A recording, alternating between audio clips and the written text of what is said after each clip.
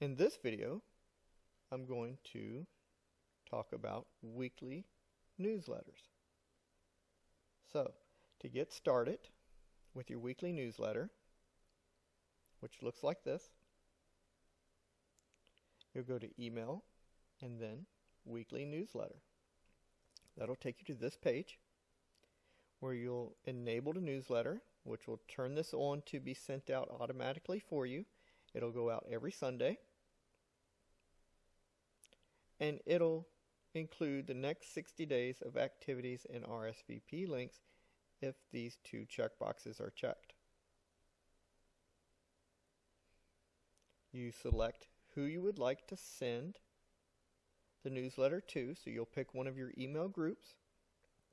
We talked about email groups in an earlier video, so make sure you watch that if you have questions about email groups and how to set them up.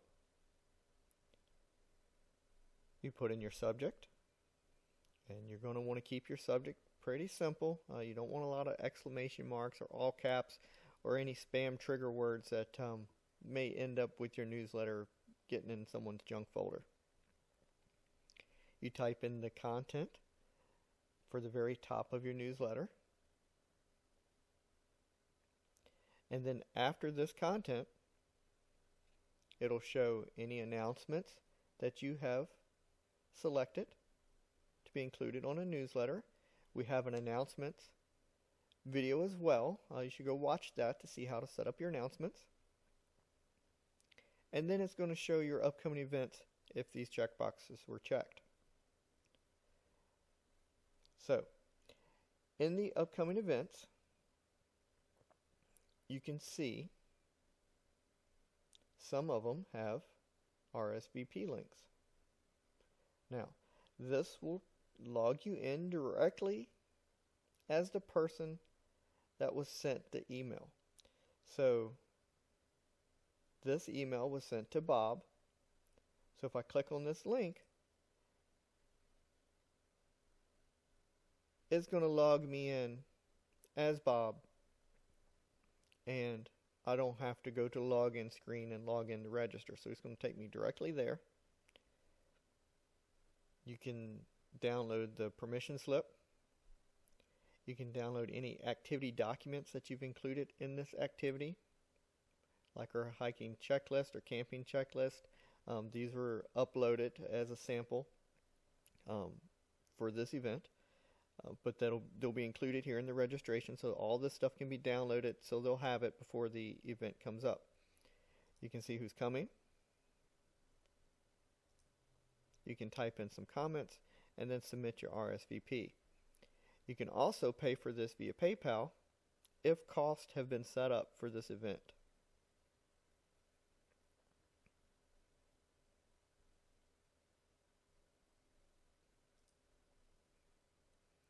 Okay, once you've typed in your newsletter, you want to make sure you click Save. You can also click Save and Send Sample to my address, which will send you a copy of the newsletter so you can see what it looks like before you go ahead and enable it or finalize the newsletter. Or if you don't like the times that we send the newsletter, you can also just have this unchecked, and then you can come in and click Save and Send Now to Group at a time that is better for you.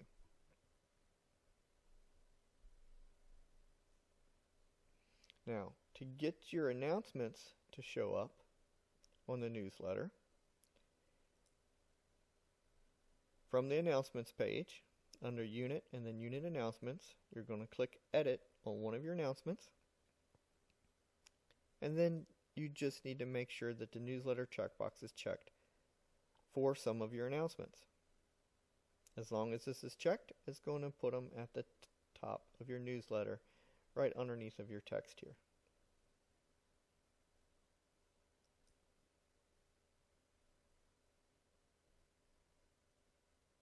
Like I said, we have another video on announcements.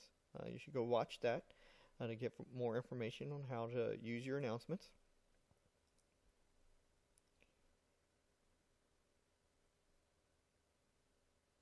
And that should do it. I think that pretty much covers everything to do with newsletters. If you have any other questions, if you would like to see other videos, please let us know.